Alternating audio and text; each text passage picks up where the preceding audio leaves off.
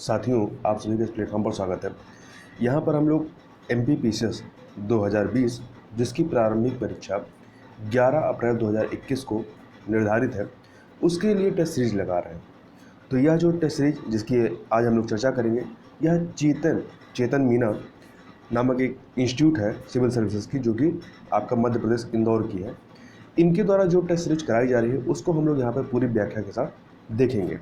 तो इसको प्रारंभ करते हैं। सबसे पहला प्रश्न है कि किस तिथि को मध्य पर्व के रूप में मनाया जाता है। तो प्रत्येक वर्ष 1 नवंबर को मध्य पर्व के रूप में मनाया जाता है। यह मनाया क्यों जाता है? तो 1 नवंबर 1956 को 1956 में मध्य प्रदेश के गठन के दिवस को मध्य प्रदेश का स्थापना दिवस या इसे मध्य पर्व के रूप में जाना जाता है या इस रूप में मनाया जाता है। अगला प्रश्न है, मनुष्य की खोपड़ी में कुल कितनी अस्थियां होती हैं? तो मनुष्य की खोपड़ी में कुल 28 अस्थियां होती हैं। ये किस प्रकार से होते हैं? तो मनुष्य की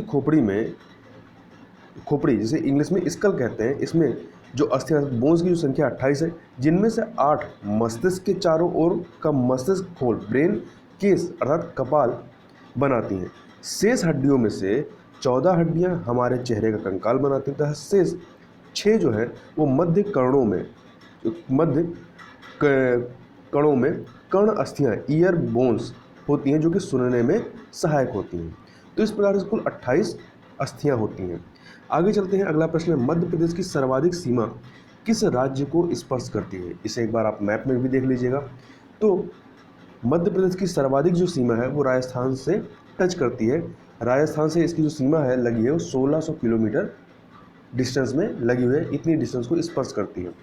अगला प्रश्न है, वायुमंडलीय दाब को मापने में किस यंत्र का उपयोग किया जाता है? तो बैरोमीटर का इस्तेमाल किया जाता है। बैरोमीटर में पारे का अचानक नीचे आ जाना तूफानी मौसम का संकेत होता है। अगले प्रश्न की तरफ चलते हैं। अगला प्रश्न है, मध्य प्रदेश में नर्मदा सोन घाटी की औसत ऊंचाई कितनी है? तो यह जो ऊंचाई है वो MSL से 300 मीटर। MSL का मतलब क्या हुआ? MSL का मतलब होता है मीन सी लेवल अर्थात समुद्र तल से ऊंचाई। तो यह 300 मीटर है। नर्मदा सोन घाटी का निर्माण भूगर्भिक हलचलों के कारण भ्रंश घाटी के रूप में हुआ है, तथा यह मध्य प्रदेश का सबसे निचला भूभाग है जिसकी समुद्र तल से ऊंचाई, जिसे इंग्लिश में मीन सी लेवल कहते हैं, 300 मीटर है। आगे चलते हैं। अगला प्रश्न है, लम्हेरा हिल्स जो है ये कहाँ पर स्थित है? तो ये जो लम्हेरा हिल्स है ये आपका जबलपुर में है। कहाँ पर है? जबलपुर में है। इसके अलावा रायसेन में जो है भीमबेटका है, विदिशा में उदयगिरी है, इंदौर में ककरी बरड़ी है, धार में मांडू हिल्स पाए जाते हैं। आगे चलते हैं क्वेश्चन नंबर 7 पे। तो क्वेश्चन नंबर 7 है, ये कौन सा राष्ट्रीय उद्यान 32 पहाड़ियों से घिरा हुआ है? यहाँ पे घिरा लिखा है, ये घिरा हुआ है, ठीक है। तो जो आपका बांधवगढ़ राष्ट्रीय उद्यान है यह 32 पहाड़ियों से घिरा हुआ है। इसकी यह स्थित कहाँ? तो उमरिया में है। इसकी स्थापना 1968 में होती है और यहाँ पे प्रोजेक्ट टाइगर जो है 1993-94 में प्रारंभ किया गया था। अगले प्रश्न की तरफ चलते हैं। अगला प्रश्न, निम्नलिखित में से किस पशु का अंकन हड़प्पा संस्कृति की मोहरों पर, जो मोहरें हैं उस पर नहीं मिलती हैं? तो यहाँ पर घोड़े का जो अंकन है वो नहीं मिलता है, जबकि सिंधु घाटी सभ्यता के निवासी घोड़े से परिचित थे, लेकिन उनका अंकन यहाँ की मोहरों पर नहीं मिलता। सिंधु घाटी सभ्यता के मोहरों पर सर्वाधिक अंकन जो है वो एक श्रृंगी बैल होते हैं उनका है, उसके बाद कुबड़ वाले सांड का है। आगे चलते हैं। अगला प्रश्न है, गुप्त काल में लिखित संस्कृत नाटकों में स्त्री और शूद्र कौन सी भाषा बोलते थे? तो ये प्राकृत भाषा बोलते थे, जबकि जो उच्च वर्ग के लोग वो संस्कृत भाषा बोलते थे। तो गुप्त काल में जो संस्कृत भाषा थी वो शूद्र और स्त्रियों को उसको पढ़ने या सीखने पे एक तरह से पाबंदी थी। आगे चलते हैं। निम्न में से कौन सा मंदिर खजुराहो में नहीं है? तो इसमें देखिए आपका कंदरिया महादेव, 64 योगिनी, चित्रगुप्त, ये आपके खजुराहो में है, जबकि दशावतार मंदिर जो है ये कहाँ पर है? ये झांसी के देवगढ़ में स्थित है तथा यह मंदिर गुप्तकालीन है। अगला है, निम्न में से कौन सा गजनी राजवंश का संस्थापक था? तो जो अल्पतगीन था ये गजनी राजवंश का संस्थापक था और इस वंश को यामिनी वंश भी कहा जाता है। आगे चलते हैं क्वेश्चन नंबर 12 पे। निम्नलिखित में से कौन असम में 1857 की क्रांति का नेता था? तो दीवान मनीराम दत्त जो है इसके नेता थे। असम में 1857 की क्रांति के समय वहां के दीवान मनीराम दत्त ने वहां के अंतिम राजा के पुत्र कंदपेश्वर सिंह को राजा घोषित करके विद्रोह की शुरुआत की, परंतु शीघ्र ही विद्रोह का दमन करके मनीराम को फांसी दे दी गई। आगे चलते हैं। अगला प्रश्न है, ब्रह्म समाज की स्थापना किसने की थी? तो ब्रह्म समाज की स्थापना राम मोहन राय के द्वारा की गई थी, राजा राम मोहन राय के द्वारा। और कब की गई थी? 1828 ईस्वी में की गई थी। यह हिंदू धर्म का पहला सुधार आंदोलन था जिसे ब्रह्म समाज कहा जाता है। अगला प्रश्न है, भारतीय स्वतंत्रता संग्राम में सबसे कम आयु के शहीद कौन थे? तो खुदीराम जो बोस थे ये इनमें सबसे कम उम्र के थे। सुखदेव फांसी के समय 24 वर्ष के थे, जबकि अशफाक उल्लाह खान फांसी के समय 27 वर्ष के थे, और हेमू कालड़ी फांसी के समय 19 वर्ष 9 माह के थे, जबकि खुदीराम बोस 19 वर्ष 8 माह के थे। आगे चलते हैं। मध्य प्रदेश के गठन जो कि 1 नवंबर 1956 को होता है के समय कुल संभाग और जिलों की संख्या कितनी थी? तो उस समय जो है यदि यहाँ पे देखें तो कुल 8 संभाग व 43 जिले थे 1 नवंबर 1956 को। आगे चल करके 1 नवंबर 2000 में जब मध्य प्रदेश से छत्तीसगढ़ को अलग किया गया तो छत्तीसगढ़ विभाजन के पश्चात 9 संभाग, कितने? 9 संभाग व 45 जिले सम्मिलित थे। ठीक है। वर्तमान में यदि 2021 की बात करें तो इस समय मध्य प्रदेश में कुल 10 संभाग हैं, 10 संभाग और कुल 52 जिले हैं, 52 जिले हैं, और एक जिला प्रस्तावित है। 53वां नंबर का जो जिला है वो नागदा जिला प्रस्तावित है, परंतु वर्तमान में 52 जिले हैं। आगे चलते हैं। क्वेश्चन नंबर 16 पे, भारत में राष्ट्रीय नियोजन समिति का गठन किसकी अध्यक्षता में किया गया? तो यह जवाहरलाल नेहरू की अध्यक्षता में किया गया था। वर्ष 1938 में भारतीय राष्ट्रीय कांग्रेस के जवाहरलाल नेहरू की अध्यक्षता में राष्ट्रीय नियोजन समिति का गठन किया गया था। कब होता है? तो वर्ष 1938 में गुजरात के हरिपुरा में भारतीय राष्ट्रीय कांग्रेस का अधिवेशन होता है जिसकी अध्यक्षता सुभाष चंद्र बोस के द्वारा की जाती है। इसी अधिवेशन में जो है राष्ट्रीय नियोजन समिति गठन किया गया जिसकी अध्यक्षता जवाहरलाल नेहरू को सौंपी गई। और याद रखिएगा हरिपुरा जो है गुजरात का एक गांव था, और इसी 1838 के हरिपुरा अधिवेशन में ही भारत की स्वतंत्रता में रजवाड़ों को भी शामिल किया गया। इसके अलावा कुछ और फैक्ट याद रखिएगा। 1938 से पहले 1937 में बंगाल के फैजपुर में भारतीय राष्ट्रीय कांग्रेस की अधिवेशन होता है जिसकी अध्यक्षता जवाहरलाल नेहरू के द्वारा की गई थी। और यह इसलिए महत्वपूर्ण है क्योंकि पहली बार जो है फैजपुर गांव में, मतलब पहली बार किसी गांव में कांग्रेस का अधिवेशन हुआ था, और वो कौन सा गांव था? फैजपुर था। इसके बाद 1938 में भी गांव में ही होता है, कहाँ पे? हरिपुरा में। और जो 1937 का फैजपुर कांग्रेस अधिवेशन होता है इसमें 13 सूत्री अस्थायी कृषि कार्यक्रम घोषित किया गया था। इसके अलावा यहाँ पे एक फैक्ट और याद रखिएगा। 1938 में सुभाष चंद्र बोस जो है वो अध्यक्षता करते हैं। फिर 1939 में जिसका अधिवेशन जो है जबलपुर के त्रिपुरी में होता है, और यहाँ पर इनके जो अपोनेंट होते हैं गांधी जी के द्वारा, मतलब गांधी जी के उम्मीदवार थे पट्टाभी सीतारमैया, तो पट्टाभी सीतारमैया को सुभाष चंद्र बोस पराजित करते हैं और दोबारा से जो है भारतीय राष्ट्रीय कांग्रेस के अध्यक्ष चुने जाते हैं। परंतु गांधी जी से विवाद होने की वजह से वो अपने पद से इस्तीफा देते हैं, और इनके बाद डॉक्टर राजेंद्र प्रसाद जो है वो त्रिपुरी अधिवेशन की अध्यक्षता करते हैं। आगे चलते हैं अगले प्रश्न की तरफ। अगला प्रश्न है कि भारत छोड़ो आंदोलन के समय किसके द्वारा कांग्रेस रेडियो या गुप्त रेडियो का प्रसारण किया गया? तो यह जो प्रसारण किया गया वो सर्वप्रथम उषा मेहता के द्वारा, किसके द्वारा? उषा मेहता के द्वारा किया गया। यहाँ ध्यान रखिएगा भारत छोड़ो आंदोलन कब होता है? 1942 में, 8 अगस्त 1942 से प्रारंभ होता है। इसे अगस्त क्रांति के नाम से भी जाना जाता है, और 14 अगस्त 1942 से सर्वप्रथम जो है उषा मेहता ने ये जो कांग्रेस रेडियो या गुप्त रेडियो का प्रसारण था इन्होंने प्रारंभ किया। इसके अलावा अन्य केंद्र का संचालन बाबू भाई के द्वारा किया गया। और यहाँ ध्यान रखिएगा कि ये जो गुप्त रेडियो प्रसारण था ये मुंबई के विभिन्न भागों से किया जाता था जिसको मद्रास तक सुना जा सकता था।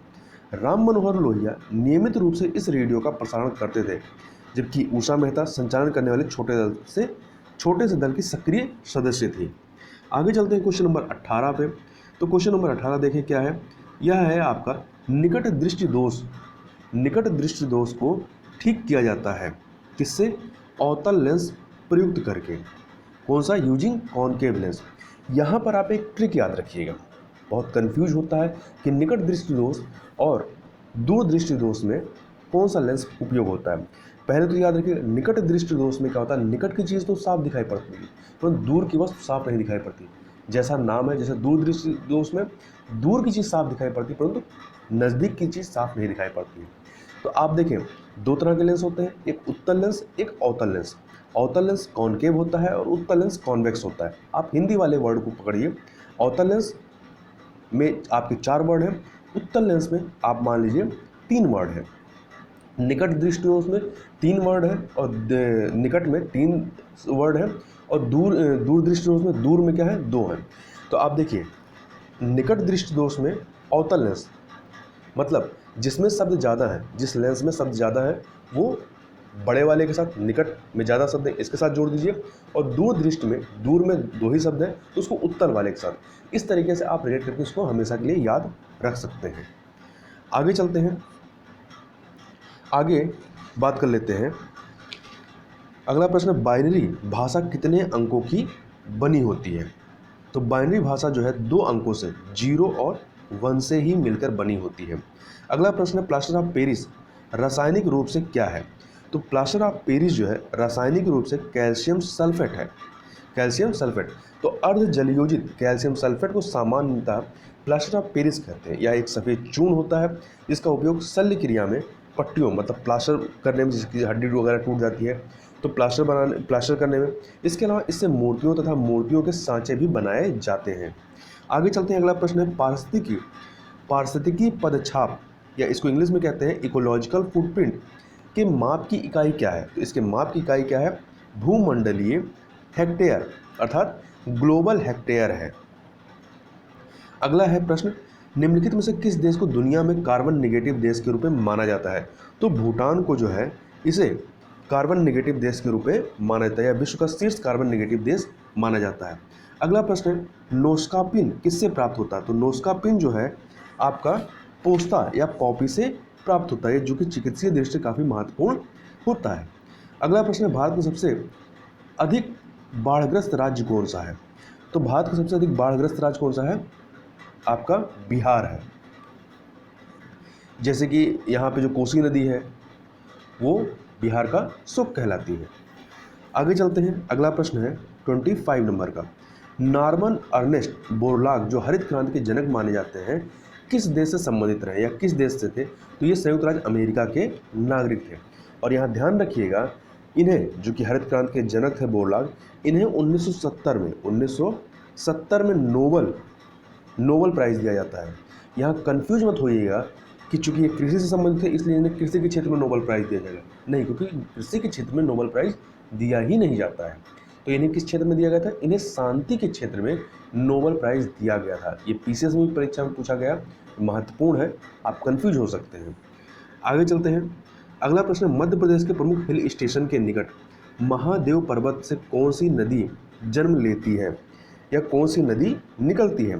तो यहाँ से तवा नदी मध्य प्रदेश की प्रमुख नदी है। इसका उद्गम मध्य प्रदेश के होशंगाबाद जिले के पंचमढ़ी के महादेव पर्वत श्रृंखला की काली भीत पहाड़ियों से हुआ है। तवा नदी नर्मदा की सबसे बड़ी सहायक नदी है जिसकी लंबाई 172 किलोमीटर है। तवा की सहायक नदी देनवा, सुखतवा, मालिनी है।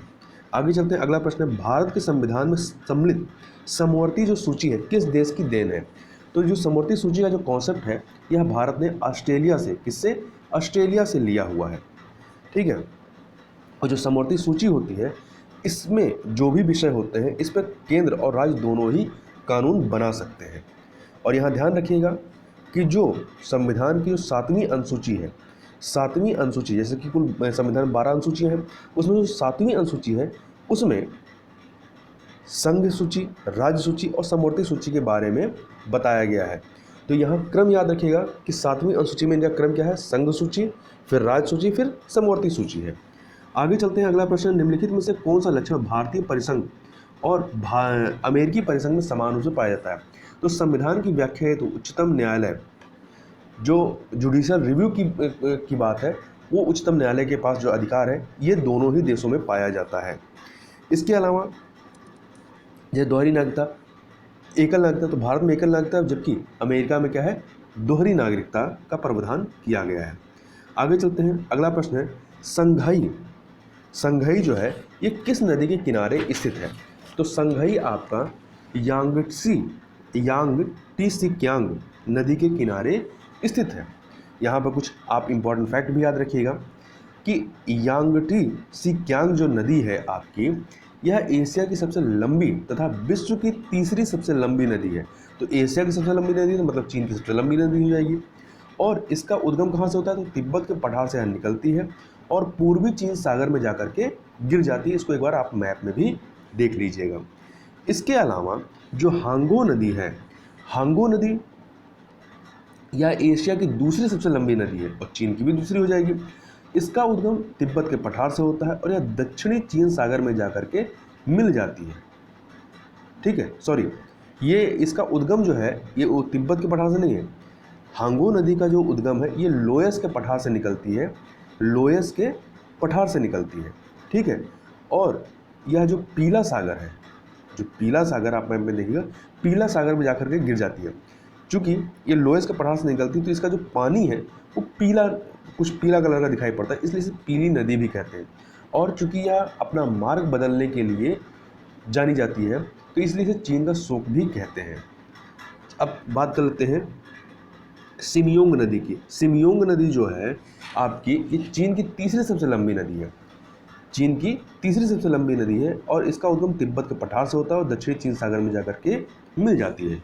आगे चलते हैं, भारत के संविधान की चौथी अनुसूची विवेचित करती है, किसको करती है? तो चौथी अनुसूची में राज्यसभा में स्थानों के आवंटन के बारे में बात की गई है। इसके अलावा राजनीतिक दल बदल को जो है ये आपके 10वीं अनुसूची में बताया गया है। किसमें? 10वीं अनुसूची में बताया गया है।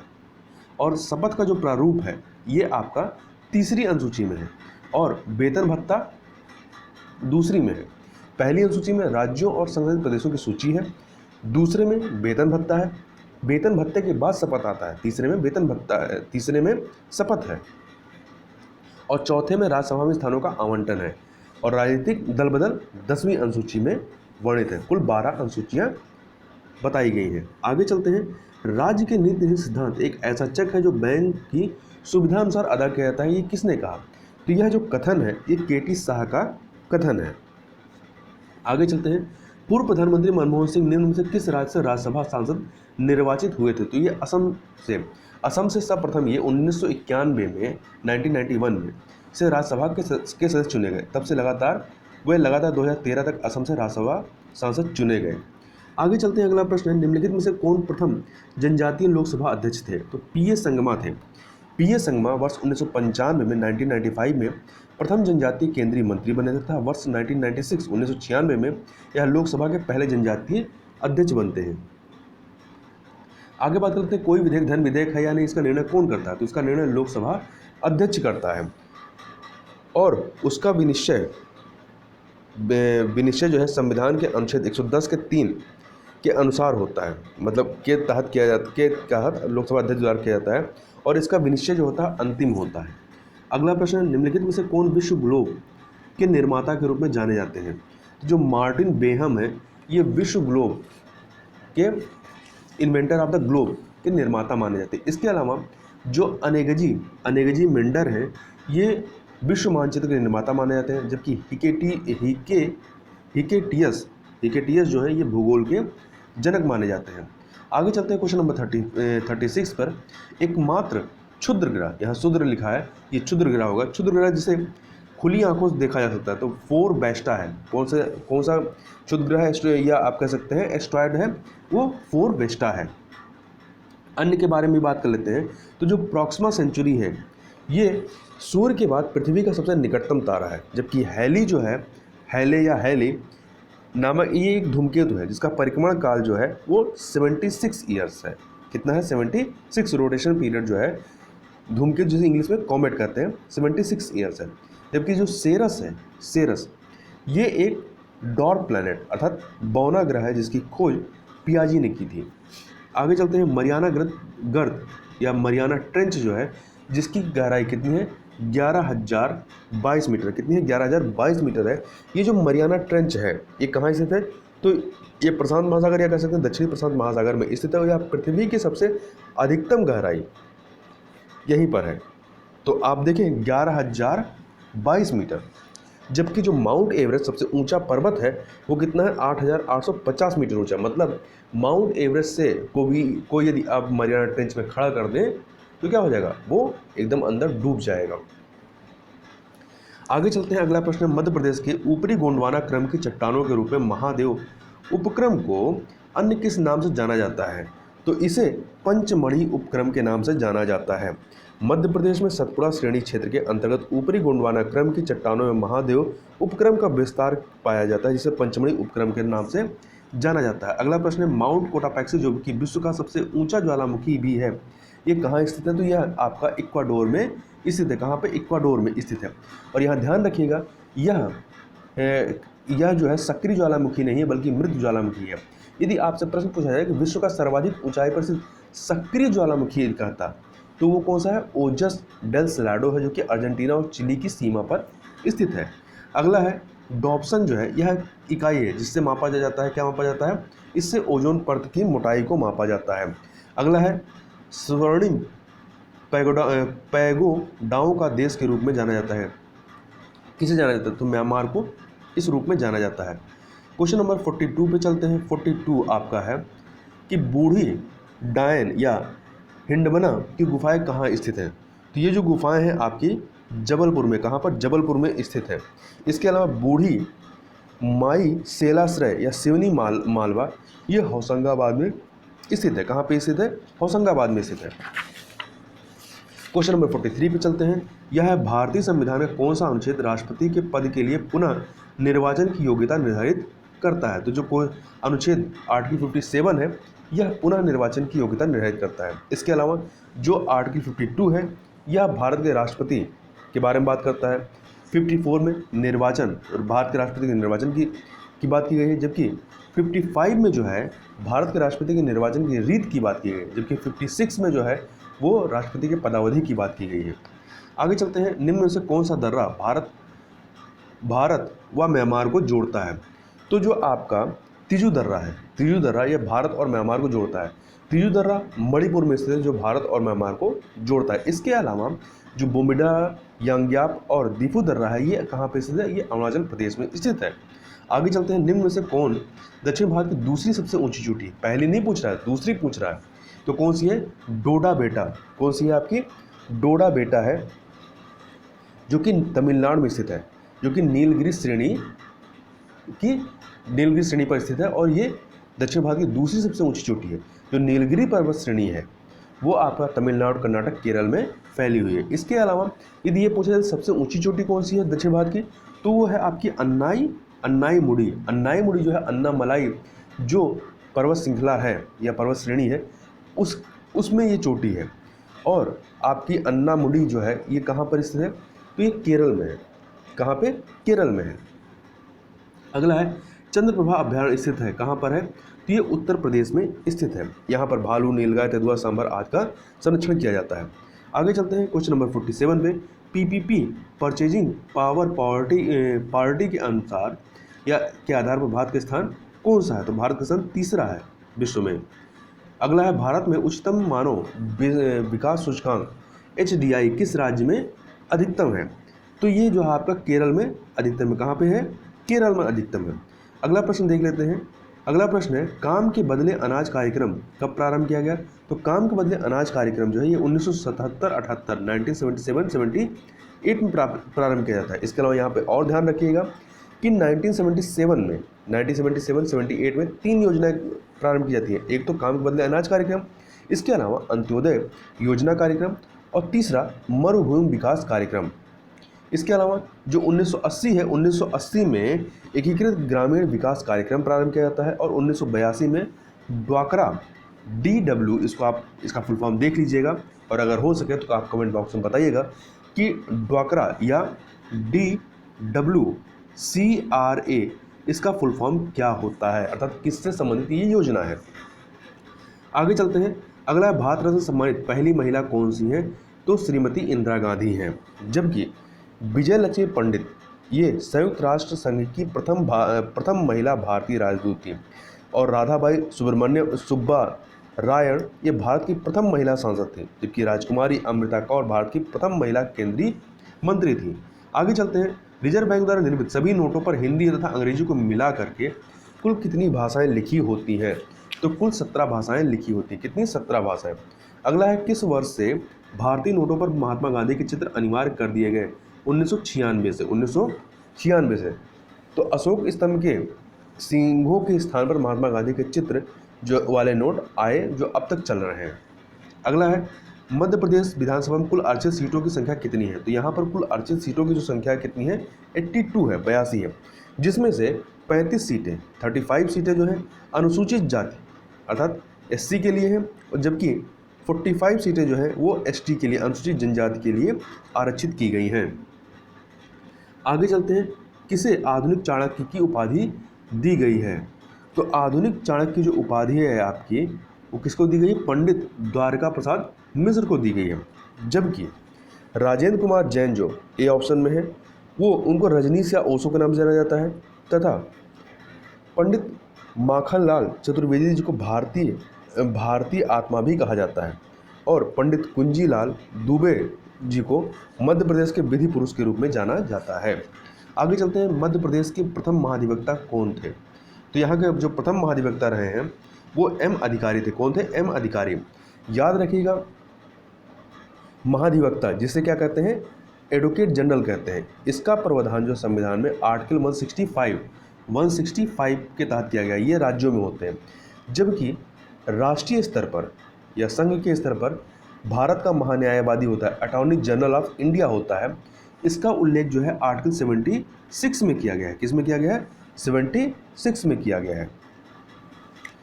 आगे चलते हैं, इसी में थोड़ी सी चीज़ें और याद रखिएगा कि नंद वल्लभ लोहानी जो है ये प्रथम राज्य निर्वाचन आयोग के अध्यक्ष थे एमपी में, जबकि शीतला सहाय ये प्रथम राज्य वित्त आयोग के अध्यक्ष रहे हैं। ठीक है, यदि ये कहा जाए प्रथम वित्त आयोग जो राष्ट्रीय स्तर पर होता है उसके अध्यक्ष कौन थे? तो प्रथम जो थे वो केसी नियोगी थे, और इसे प्रथम वित्त आयोग का गठन जो है 1951 ईस्वी में किया गया था, 1951 में, और इनकी जो रिपोर्ट लागू होती है 1952 से 57 के मध्य के लिए लागू होती है। आगे चलते हैं, मध्य प्रदेश का गैस आधारित विद्युत गृह कहाँ स्थित है? तो यह जो है आपका दतिया जिले में। कहाँ पर स्थित है? दतिया जिले में स्थित है। अगला है, प्रदेश में रियल इस्टेट अथॉरिटी की स्थापना कहाँ की गई है? तो इसकी स्थापना आपका कहाँ पे है? भोपाल में की गई है। याद रखिएगा, रियल इस्टेट अथॉरिटी की स्थापना कहाँ है? भोपाल में की गई है। अगला है, मध्य प्रदेश का पहला ताप विद्युत केंद्र कहाँ स्थापित हुआ है? तो ताप विद्युत केंद्र पहला जो है वो चांदनी नेपा नगर, अर्थात ये जो है चांदनी विद्युत केंद्र से नेपा नगर मिल कागजों कारखाना इसको विद्युत प्रदान की जाती है, सप्लाई की जाती है। अगला है क्वेश्चन नंबर 59 पे, पशुपतिनाथ का प्राचीन मंदिर कहाँ स्थित है? तो पशुपतिनाथ का प्राचीन मंदिर मंदसौर में स्थित है। अगला है, गुप्त काशी किसे कहा जाता है? गुप्त काशी जो है वो महेश्वर को कहा जाता है। किसे कहा जाता है? महेश्वर को कहा जाता है। तो गुप्त काशी किसे कहा जाता है? महेश्वर को कहा जाता है। आगे चलते हैं, भूषण प्रसंग समारोह कहाँ मनाया जाता है? तो भूषण प्रसंग समारोह जो है आपका पन्ना जिले में मनाया जाता है। कहाँ पे? पन्ना में। मध्य प्रदेश का प्रथम ग्रीनफील्ड स्टेज कहाँ स्थापित हुआ? तो ये जो है आपका धार जिला में स्थापित किया गया। सुभद्रा कुमारी चौहान सृजन पीठ कहाँ स्थित है? तो ये जो है सृजन पीठ जो है आपका कहाँ पे है? मध्य प्रदेश के जबलपुर में स्थित है। आगे चलते हैं, क्वेश्चन नंबर 64 पे, पारसी क्लब की स्थापना से किस खेल की परंपरा प्रारंभ होती है? तो इससे क्रिकेट की परंपरा प्रारंभ होती है। मध्य प्रदेश में पारसी क्लब प्रदेश का पहला खेल क्लब है जो क्रिकेट के लिए स्थापित किया गया। इंदौर में वर्ष 1890 ईस्वी में पारसियों ने इस पहले क्रिकेट क्लब की स्थापना की थी, और यहाँ पहला क्रिकेट टूर्नामेंट 1912 में खेला गया। कब खेला गया? 1912 में खेला गया। आगे चलते हैं, मध्य प्रदेश की औसत वार्षिक वर्षा कितनी है? तो यहाँ पे 112 सेंटीमीटर की है। अगला है, मध्य प्रदेश के किस जिले में नगरीय जनसंख्या का प्रतिशत न्यूनतम है? तो ये आपका डिंडोरी जिला में। कहाँ पे है? डिंडोरी जिला में। और यदि कहा जाए सर्वाधिक कहाँ पे है? तो भोपाल में है। अगला है, मध्य प्रदेश में एस्बेस्टस उत्पादन एकमात्र जिला कौन सा जहाँ एस्बेस्टस उत्पादन होता है? तो यहाँ पे ऑप्शन आप देखिए, ये है झाबुआ जिला। कहाँ पर? झाबुआ जिला है। अगला प्रश्न है 68 नंबर का, मध्य प्रदेश में इंदिरा किसान ज्योति योजना कब लागू की गई थी? तो ये 1 अप्रैल 2019 को लागू की गई थी। यह योजना थी क्या? तो मध्य प्रदेश में 10 हॉर्स पावर तक के कृषि उपभोक्ताओं द्वारा देय विद्युत बिल की राशि को आधा करने के उद्देश्य से 7 फरवरी 2019 को मध्य प्रदेश शासन द्वारा इंदिरा किसान ज्योति योजना की स्वीकृति प्रदान की गई। इस योजना को संपूर्ण मध्य प्रदेश में 1 अप्रैल 2019 से लागू किया गया। अगला प्रश्न है, मध्य प्रदेश में गैस पाइपलाइन आधारित विद्युत केंद्र की स्थापना कहाँ की गई है? तो ये आपका शहडोल जिला में की गई है। रिलायंस इंडस्ट्री द्वारा गैस पाइपलाइन आधारित विद्युत केंद्र की स्थापना मध्य प्रदेश के शहडोल जिले में की गई। इसके अतिरिक्त गेल इंडिया लिमिटेड द्वारा गुना जिले के विजयपुर में 380 मेगावाट उत्पादन क्षमता गैस आधारित विद्युत केंद्र की स्थापना की जा रही है। अगला प्रश्न देखते हैं 70 नंबर का, राष्ट्रीय अतिचालकता विज्ञान एवं प्रौद्योगिकी बोर्ड की स्थापना कब की गई? राष्ट्रीय अतिचालकता विज्ञान एवं प्रौद्योगिकी बोर्ड, जिसे इंग्लिश में आप क्या कहेंगे, national super conductivity science and technology board, इसको स्थापित किया गया था फरवरी 1991 में, 1991 में। अगला प्रश्न, प्रकाश तंतु या ऑप्टिकल फाइबर का उत्पादन करने वाला देश का पहला राज्य कौन सा है? तो मध्य प्रदेश। और मध्य प्रदेश में कहाँ पे? रायसेन जिले के मंडी द्वीप में इसको स्थापित किया गया है। अगला, मध्य प्रदेश में भारत में सर्वप्रथम टेलीफोन सेवा की शुरुआत कब की गई? तो 1881 में। कब की गई? 1881, 1881 में। अगला प्रश्न है, ईथरनेट में कौन सी टोपोलॉजी उपयोग होती है? तो आप देखें, जो ईथरनेट होते हैं ये लोकल एरिया नेटवर्क तैयार करने का एक प्रोटोकॉल होता है। कुल जो टोपोलॉजी है, कुल 5 प्रकार की टोपोलॉजी है। ठीक है, कौन कौन सी? Bus topology, ring topology, tree topology, star topology और मेश टोपोलॉजी। जिसमें से जो ट्री टोपोलॉजी है ये आपका, इसमें बस टोपोलॉजी और स्टार टोपोलॉजी दोनों के ही विशेषताएं होती हैं। इसका इस्तेमाल आप ईथरनेट में करते हैं। अगले प्रश्न को तरफ चलते हैं, 74 नंबर का, प्रथम पंचवर्षीय योजना के अंदर प्राथमिकता किस क्षेत्र को दी गई? तो कृषि क्षेत्र को प्राथमिकता दी गई। और यह पंचवर्षीय योजना कब से कब चलती है? 1951 से लेकर के 56 तक चलती है। अगले प्रश्न की तरफ चलते हैं, डीआरडीओ द्वारा बनाया गया रोबोट कौन सा है? तो डीआरडीओ द्वारा जो बनाया गया रोबोट है उसका नाम क्या है? दक्ष है। जबकि जो रक्षक रोबोट है यह भी एक प्रकार का रोबोट है जिसको मुंबई जो रेलवे है उसके द्वारा स्थापित किया गया है या बनाया गया है, डिजाइन किया गया है कोविड-19 संक्रमण से बचने के लिए। अगला है, यूआरएल का विस्तृत रूप क्या है? तो यूआरएल का जो विस्तृत रूप है यूनिफॉर्म रिसोर्स लोकेटर है। क्या है? यूनिफॉर्म रिसोर्स लोकेटर है। आगे देखते हैं, अगला प्रश्न है, मध्य प्रदेश का वह खिलाड़ी जो बाद में पाकिस्तान हॉकी टीम का खिलाड़ी बनता है? तो वो थे आपके तनवीर खान। कौन था? तनवीर खान थे। ठीक है, इसके अलावा एक और मध्य प्रदेश खिलाड़ी थे जो बाद में पाकिस्तान हॉकी टीम के कप्तान बनते हैं, लतीफ़ अनवर। आगे चलते हैं, जलेबी की जोड़ का संबंध किस चित्रकला से है? तो इसका जो संबंध है वो संजा, किससे है? संजा से है। आपका सी ऑप्शन। तो आप देखें यहाँ पर मध्य प्रदेश के मालवा क्षेत्र की चित्रकला संजा में 16 दिनों तक अलग अलग पारंपरिक आकृतियाँ बनाई जाती हैं, जिसमें से 10वें दिन जलेबी की जोड़ आकृति का निर्माण किया जाता है। अगला है, साइबर क्राइम क्या है? हैकिंग, स्टॉकिंग, सर्विस आघात की मनाही, ये सभी जो है आपके साइबर क्राइम के अंतर्गत आ जाते हैं। क्वेश्चन नंबर 80 पे चलते हैं। 80 है, ये आम अनुसंधान केंद्र जो मैंगो रिसर्च सेंटर है ये मध्य प्रदेश के किस जिले में स्थित है? तो ये जो है आपका मध्य प्रदेश के रीवा जिले में स्थित है। इसके अलावा आपका जबलपुर में भी स्थित है। जबलपुर को आम जिला भी कहा जाता है। अगला है, सयाजी द्वार कहाँ स्थित है? सयाजी द्वार जो है आपका ये देवास में स्थित है। कहाँ पर? देवास में स्थित है। सयाजी द्वार एक गेट द्वार है जो देवास में स्थित है। यह ऐतिहासिक द्वार शहर की सभी प्रमुख गतिविधियों का केंद्र है। अगला प्रश्न, पूरा स्थल नवदा टोली कहाँ स्थित है? तो ये जो है आपका पूरा स्थल खरगोन में, कहाँ पे? मध्य प्रदेश के पश्चिम निमोण जिले के खरगोन में नर्मदा नदी के तट पर प्रसिद्ध धार्मिक और ऐतिहासिक स्थल महेश्वर के सामने नर्मदा के दूसरे तट पर नवदा टोली नामक स्थान स्थित है। अगला है, संघ लोक सेवा आयोग के प्रथम भारतीय प्रमुख कौन थे? ठीक है, पहले अंग्रेज हुआ करते थे, फिर भारतीय प्रमुख पहले कौन थे? वो एच.के. कृपलानी थे। कौन थे? एच.के. कृपलानी, जिनका कार्यकाल 1947 से लेकर के 49 तक था।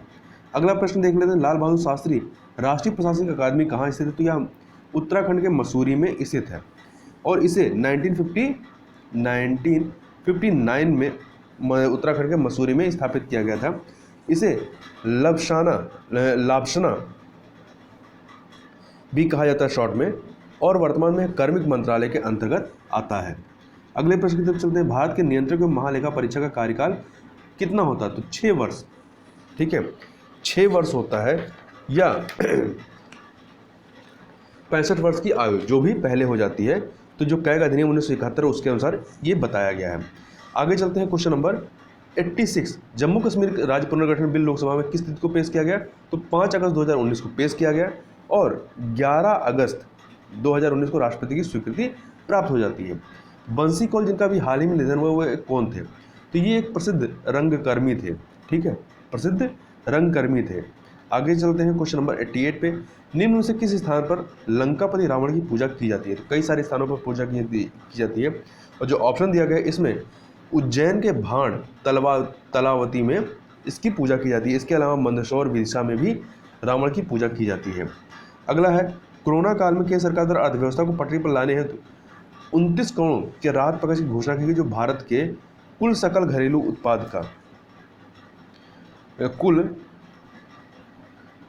घरेलू उत्पाद का कितना है? 10% है। कितना था? 10%। जीएसटी का 20 लाख करोड़ जो है, ये 29 लाख करोड़ लिखा ना, ये 20 लाख करोड़ होना चाहिए, और ये 10% था। आगे चलते हैं क्वेश्चन नंबर 90 पे। तो 90 क्या है? एक सेकेंड। 90 देखें तो मध्य प्रदेश सरकार द्वारा हाल ही में मध्य प्रदेश के प्रत्येक ग्रामीण परिवार को किस वर्ष तक नल कनेक्शन देने की बात कही गई? 2023 तक। अगला है, भारत शासन अधिनियम 1935। भारत शासन अधिनियम 1935 से 35 के भारत में केंद्र सरकार हेतु फेडरल सर्विस कमीशन की स्थापना की गई थी। कब की गई थी? 1 अप्रैल 1937 को। एक सेकंड, 1 अप्रैल 1937 को। आगे चलते हैं। अगला प्रश्न है, वर्ष 2021 में हेतु शांति का नोबेल पुरस्कार देने हेतु किस संस्था को नामांकित किया गया है? तो ब्लैक लाइव्स जो मैटर है इसको नामांकित किया गया है। एक सेकेंड और रुक जाइए। अगला प्रश्न है कि भारत की प्रथम बैटरी से चलने वाली कार कौन सी है? तो भारत की प्रथम बैटरी से चलने वाली कार जो है ये आपकी रेवा है। कौन सी है? रेवा। आगे चलते हैं अगले क्वेश्चन की तरफ। अगला प्रश्न है, विश्व में किसी देश की प्रथम महिला प्रधानमंत्री कौन रही हैं? तो एम भंडार नायके। कहाँ की थी ये आपके श्रीलंका की प्रधानमंत्री थी। आगे चलते हैं। अगला प्रश्न है, इंदौर स्थित लाल बाग पैलेस का निर्माण किसने करवाया था? तो इसका निर्माण जो है तुकोजी राव द्वितीय के द्वारा कराया गया था। किसके द्वारा? तुकोजी राव द्वितीय के द्वारा। ये खान नदी जो मध्य प्रदेश में है, खान नदी के तट पर स्थित लाल बाग पैलेस का निर्माण 18वीं शताब्दी में मिस्टर हर्वे के सहयोग से शुरू करवाया गया था। और इसको किसने बनवाना प्रारंभ किया था? तुकोजी राव द्वितीय ने, जिसे पूर्ण जो है 1921 में तुकोजी राव तृतीय ने करवाया था।